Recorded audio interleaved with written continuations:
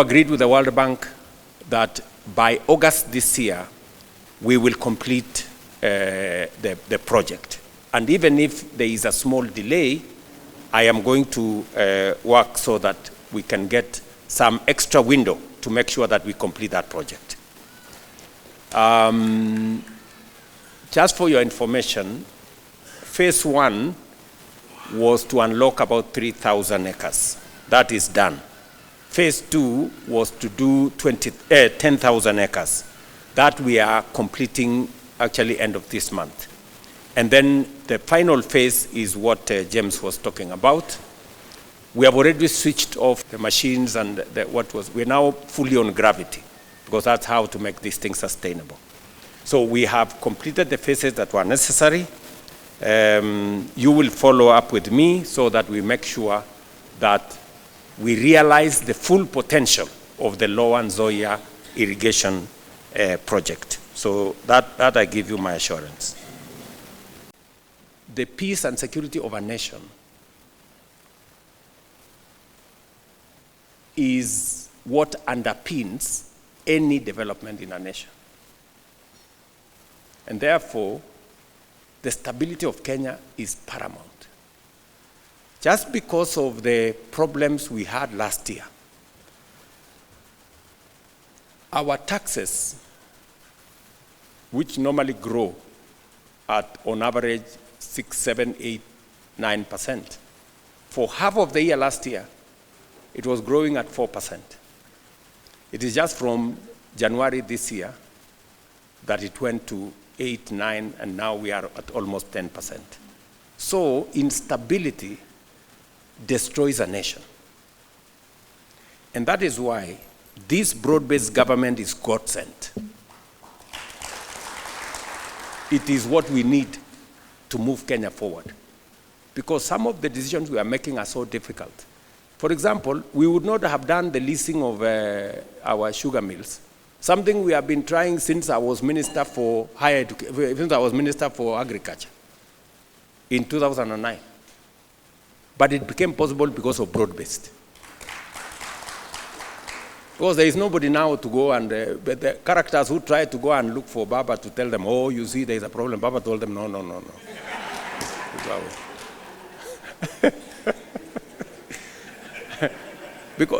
because we did it together. This year, we are at 90 billion. I am sure next year, we will be at 120 billion. In 5 years, we will be getting as much money from sugar as we are getting from tea. And part of the reason why we have poverty in some areas is because if the cash crops that are supposed to be putting money in people's pockets are underperforming, then you end up with many people engaging in an enterprise that is not putting money in their pockets. It is the reason why sugarcane must put money in people's pocket, cotton, rice, and that's the reason why we are saying coffee, you know, so that we engage people in meaningful agriculture that is going to, James, you are right that we need to sort out agriculture so that we sort out the economy at the base. So that is important for us, and that is why I am saying this broad-based government is God-sent. It is the right thing.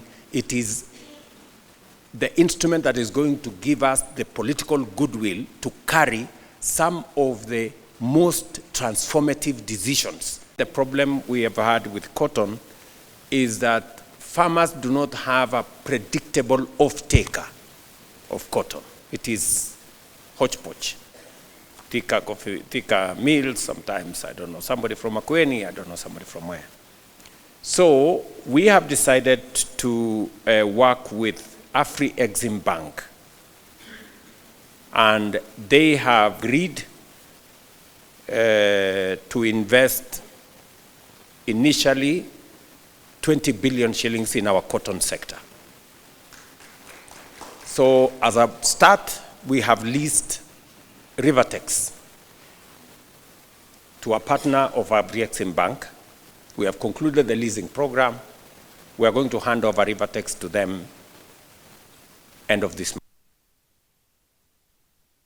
Them that they are going to invest in cotton infrastructure, including ginneries. So the ginnery Jim has mentioned in Siaya, I want to tell you that maybe the government of Kenya may not invest money, but we have now an investor who is going to do the ginnery in your county. So we are going to work together in that space, and we are going to make sure that cotton farming, I sent my team to Benin and to Togo, where AfriExim is doing that whole ecosystem of cotton. And it is amazing what is going on there. These are very small countries, but they are exporting maybe 15 times more than what we are doing in Kenya.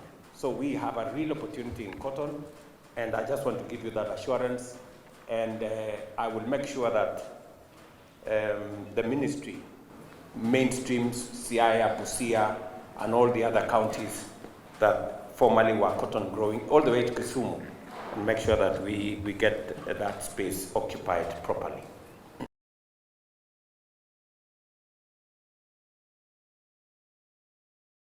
It was also necessary to look at the interventions in the blue economy, as I said when I was in Homa Bay. You know very well that we have 3 fish landing sites in Siaya. We have 1 that is operational. In fact, it's among the most successful, Luanda Kotieno. We have Wichlum, which we are working on. And we have, I think it is Usenge, that we are working on. So, and we want to see, we did a PIA in Homa Bay. We believe that Usenge is a candidate for a peer. We are looking at what is the potential in the blue economy, and we want to work with you. I've already told Joho the plan on what we need to do. Fish cages is going to be the next horizon. We will be providing Siaya with fish cages and feed and whatever it is that is required.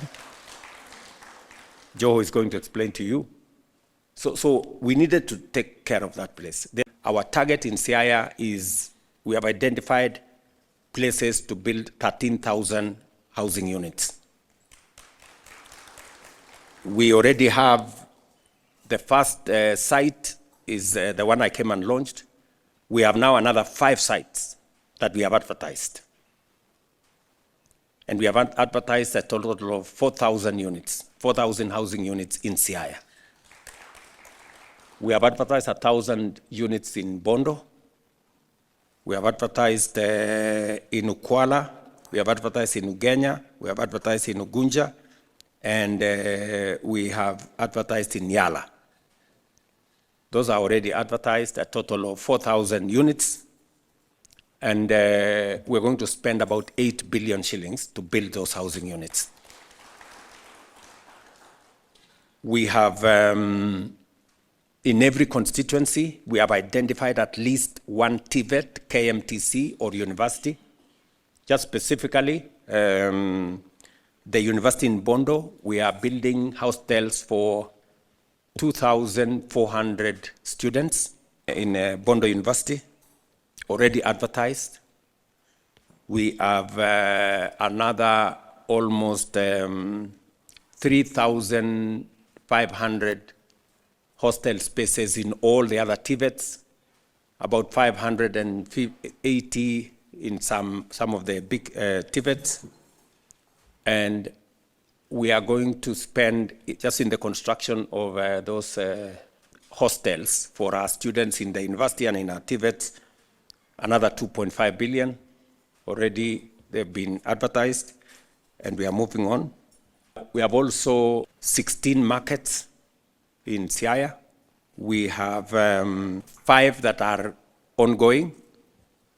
We have 4 that have been advertised.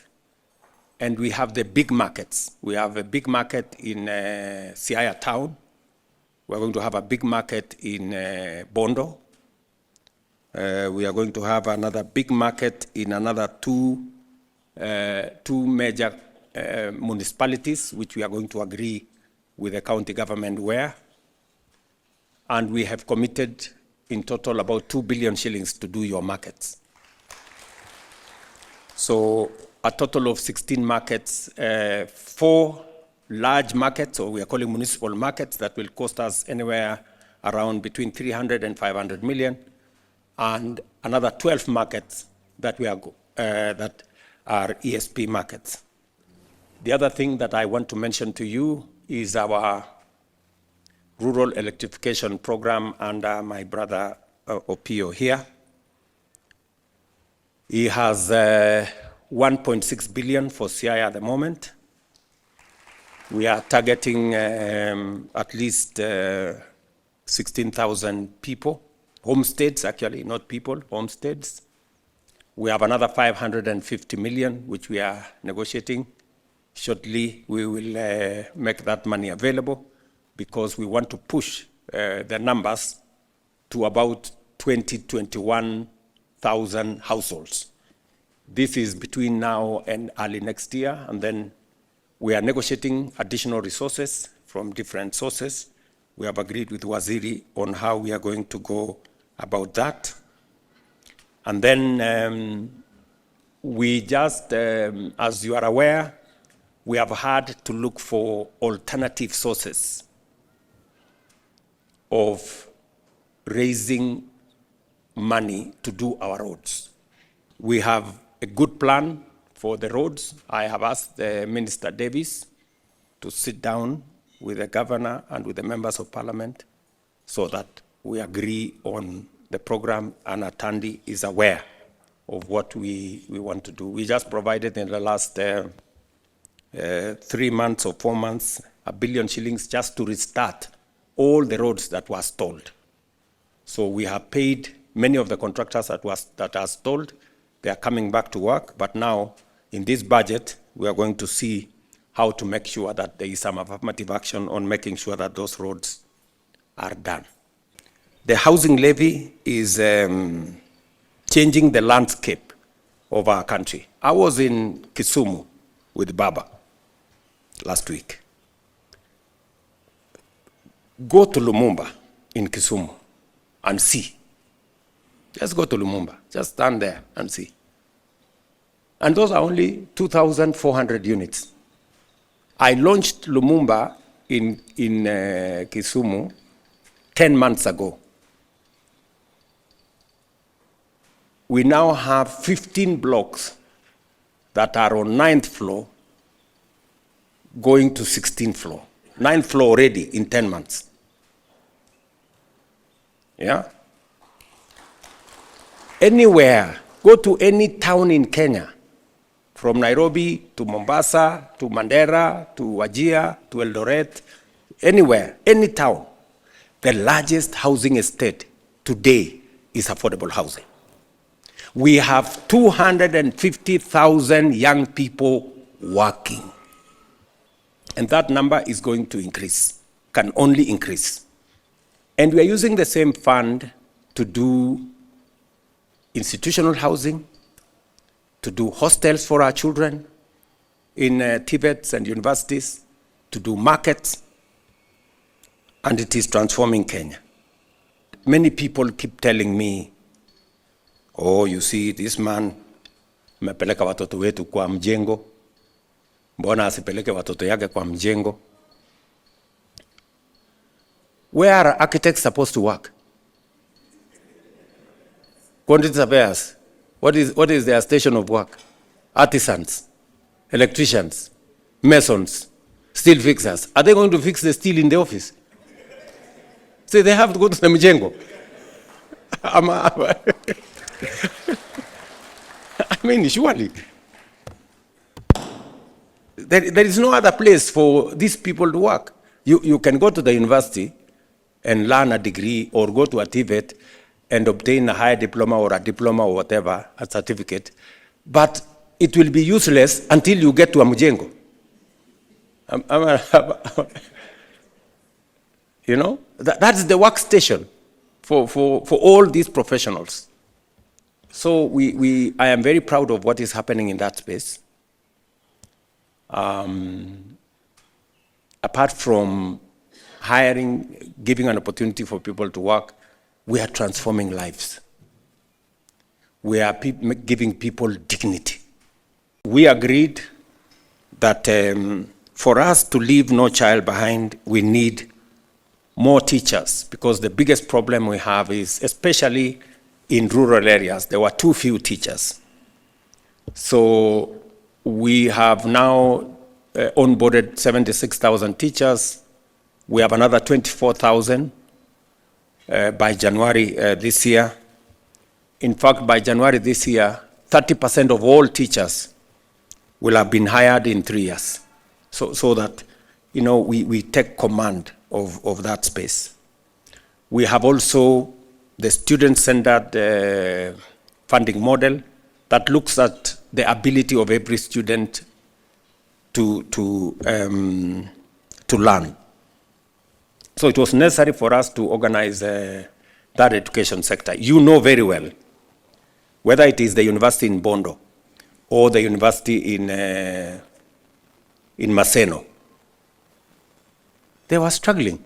If we have a vice chancellor here, they will tell you that the old funding model could have closed our universities. Because we lied to them. We told them we are going to give you 80% for every student, and we did not, because we didn't have money. We are now realistic. We are telling them, for students who come from vulnerable families, we are giving you 90% scholarship. The parents pay the balance. The student of Orengo and myself, we get 30% scholarship. We pay for the rest, and we give loan for the rest. I mean, it just makes sense.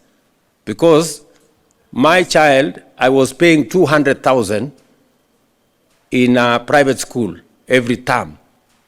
I am being asked to pay 40,000 for a year in the university. Is that too much to ask, really? We moved the production of sugar the other year from 495,000 metric tons to 815,000 metric tons. We've moved the earnings from sugar from 50 billion to 90 billion in 2 years. And it is because, again, you know very well that that sugar sector had been taken hostage by a few people for 30 years. We are using public money to pay farmers, to pay workers. You know, you're going to pay sugarcane farmers using public taxes for cane they did not deliver to government. They delivered to some factory. You are paying for workers in a factory who don't work for the government. They work for the factory. How is it my business to go and pay workers of another person? But you know, it went on and on, you know, like this. And it was supposed to be okay. I said it is not okay. So when I was farm on Mumias, we leased the facility. Today in Mumias, farmers are paid every 7 days. Workers are paid like all workers. And last year, for the first time, farmers were paid bonus. Just like we pay bonus for tea farmers, we paid bonus for the first time in Mumias.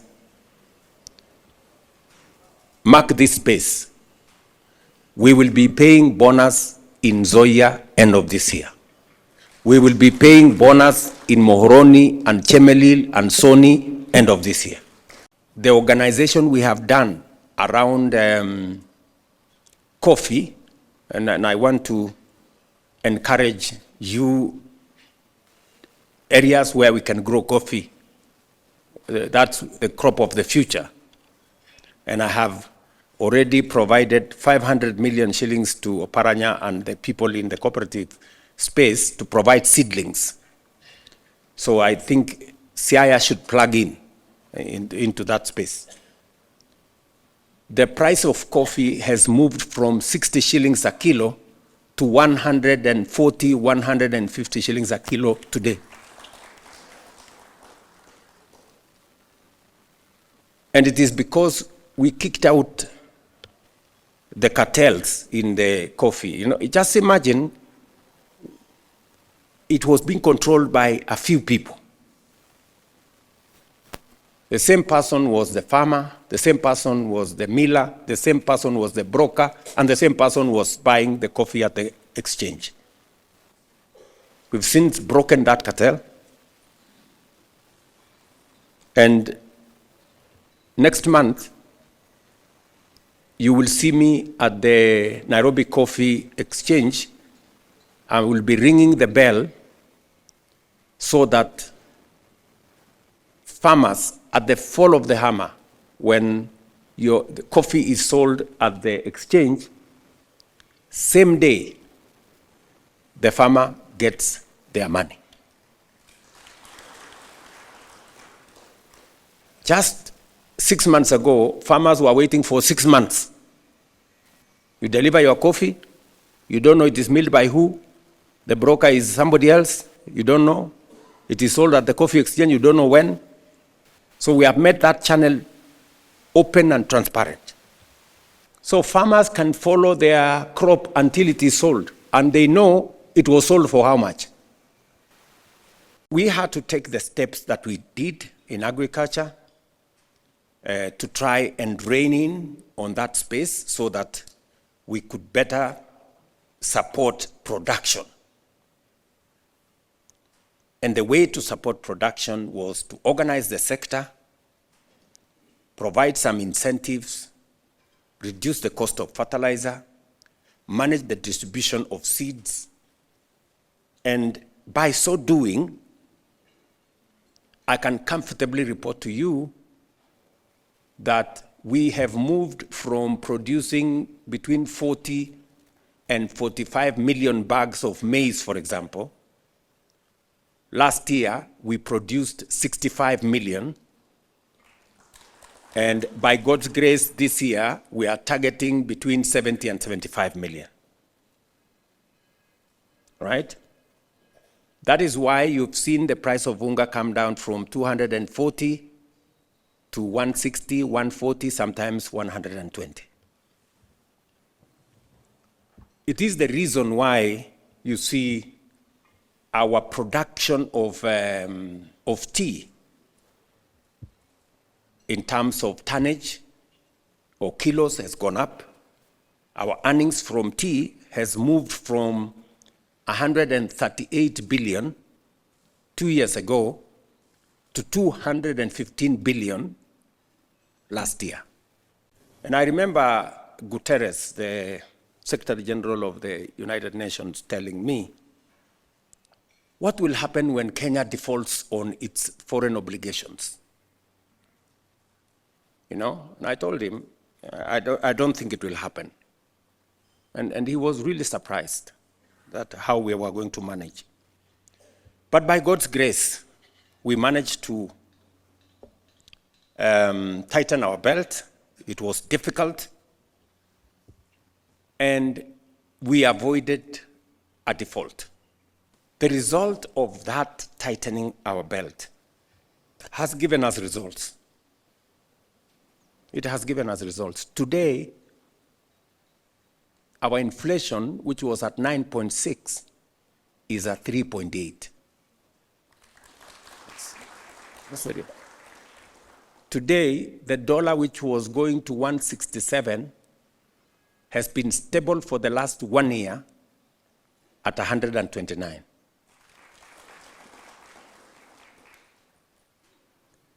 The oil marketers who were chasing dollars all over the place and they couldn't find it. Today, our dollar reserves is the highest since the independence of this country. We have $10.3 billion, up from $6 billion.